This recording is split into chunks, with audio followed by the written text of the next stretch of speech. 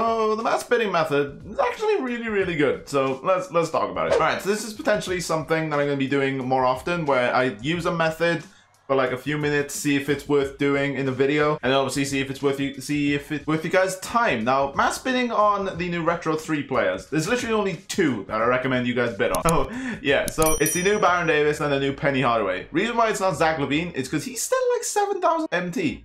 And people are bidding on him like crazy. Like, I can't even get one of them. So, Zach LaVine, really competitive. Baron Davis, not so much. He is, you know, somewhat competitive, but I'm winning them with an auction house refund of like 750 sometimes. Penny Hardaway, mwah, magnifique. He's like the caviar, and the Baron Davis is like the chocolate cake at the end. Like, and Zach LaVine. So if you guys have seen the film Ratatouille, you know when they're outside and they're eating the garbage? Yeah, that's what the Zach LaVine is in terms of like making MT. What kind of reference is that? All right, in terms of some of just a quick glance at some of our auction house refunds, or some of our auction house results.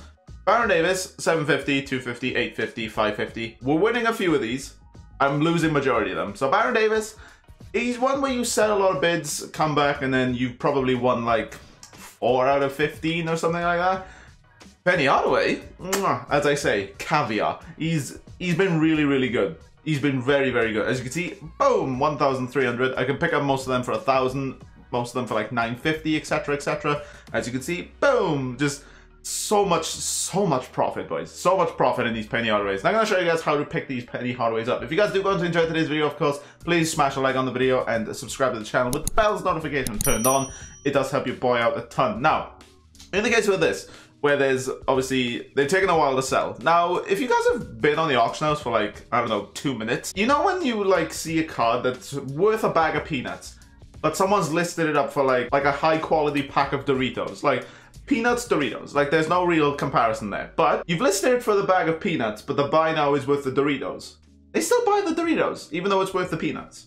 I don't know where this analogy is going, but in essence, you see a card that's worth like 1,000, someone's listed up for like a 500 bid and a 2K buy now. How often do you see that card go for that 2K buy now? Yeah, quite a lot. So in terms of like this Penny Hardaway, it's quite easy to actually go search for it. You literally just scroll the theme, Penny Hardaway.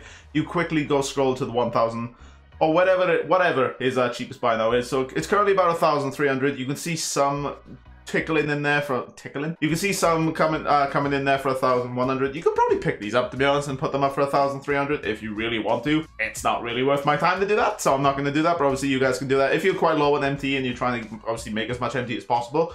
That's probably the best thing, well, one of the better things you can do. But your boy is gonna bid on some of these. So in terms of like Penny Hardaway, I know I can sell them for 1,300 because I've done it. It's quite consistent doing that.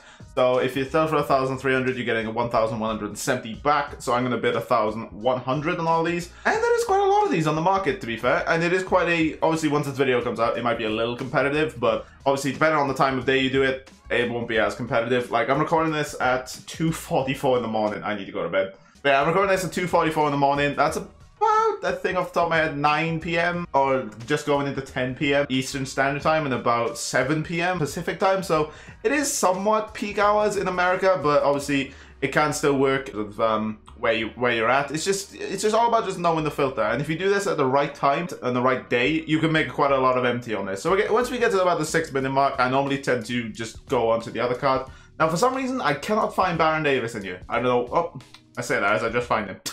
Alright, so Baron Davis, I know he's roughly about 2,750, to my knowledge. 2,800. Okay, his price come down. Well, you know, I think that's the thing they can sell. So don't really have too much issues selling them for 2,700. So if you list a car for 2,750 and you take off tax, you get 2,475 back. So I'm going to be bidding 2,400 on these cards. So you just go to max 2,350 and you just scroll across 2,400. We got outbid on that one. Move on to the next one. 2,400 there. That's a 750 bid. Imagine, bro. Imagine, boys.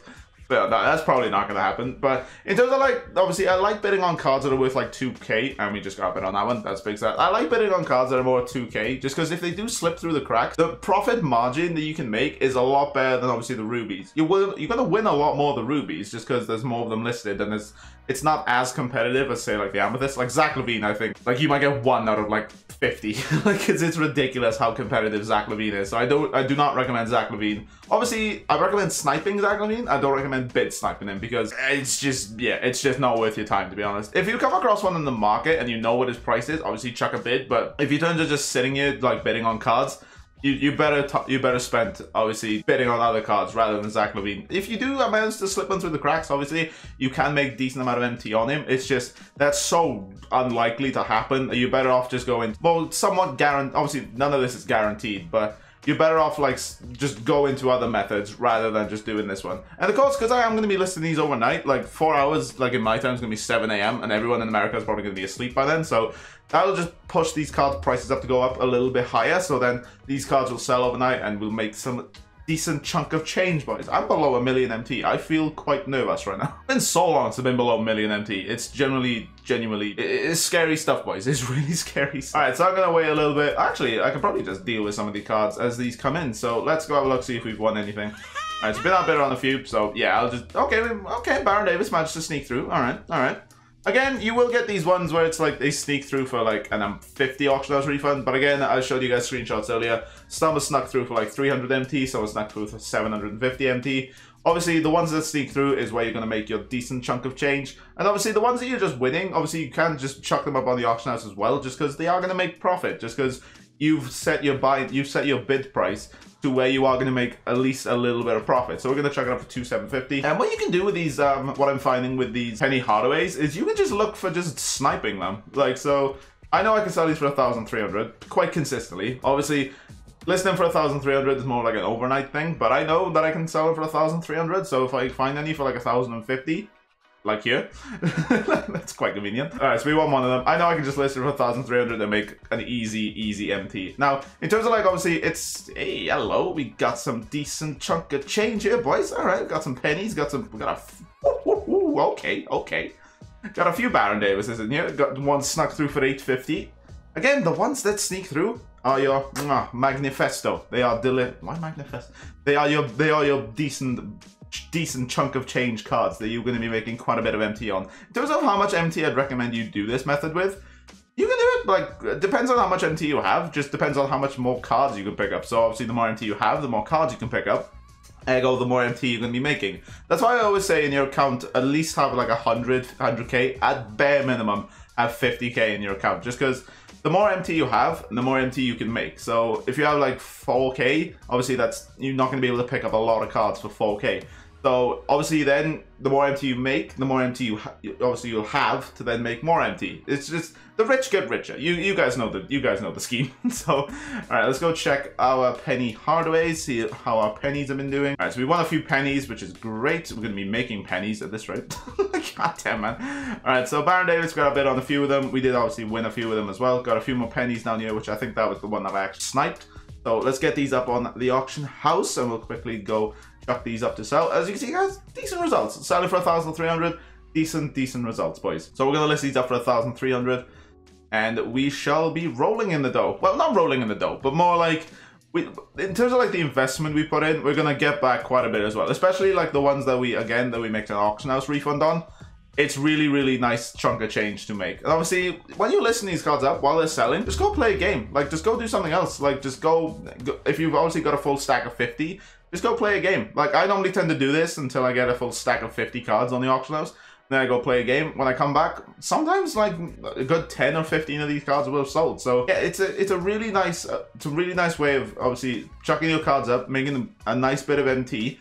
Obviously, while you're away from the actual auction house. So that's the thing I like with this method, is you can chuck the cards up, you can forget them, you come back, you make quite a bit of MT. As you can see here, like this probably goes on for a while. So yeah, in terms of like whether I'll sit here for a bit and just redeem these, I'm not going to do that. I'm not going to make you guys sit through that. But in terms of this method, guys, it's a really quality method. If you guys do actually use this method, let me know where your auction house results are. Because every time I put out like a mass bidding filter, you guys absolutely go ham on it and you make so much MT. So again, let me know, guys, down in the comments what you actually are using with this method. Like, just let me know which card you're using. Well, Maybe don't let me know which card you're using. Obviously, don't blow your cover on which card you're using.